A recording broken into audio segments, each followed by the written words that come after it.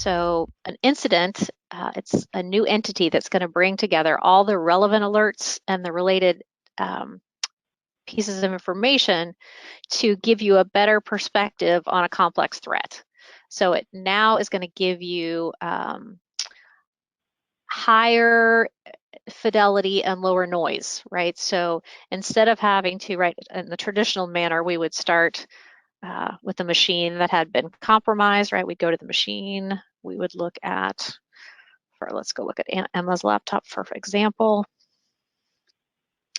right? And we'd start, here's an alert, and then we would have to start going through all of this existing information down here, right? Pages and pages of information to try and find out what happened. And certainly that's still a possibility, right?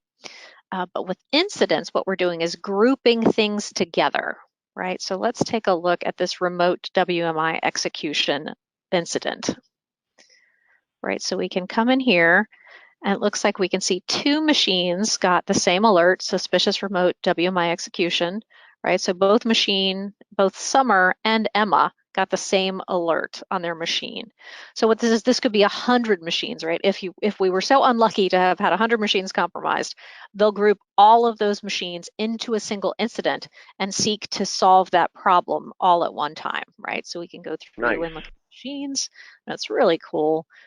We can look at the investigation, right? So we can look at the investigations in a minute, but here's one of my favorite new, and you can see it says beta right here. So this is still in the infancy stages. You guys are getting a sneak peek here of the graph. So let's take a minute and let this load. So actually, we need to reset the graph. So we can actually see, and we'll look at the legend here. The starting point is in purple, so we can see here that the starting point for this exploit was a browser download, right? And where did that come from? It came from this IP address, right? And this URL, so it looks like it came from Dropbox, right? And then we can go all the way up to the original, which is downloadscontoso.com, which is where it pointed us to originally.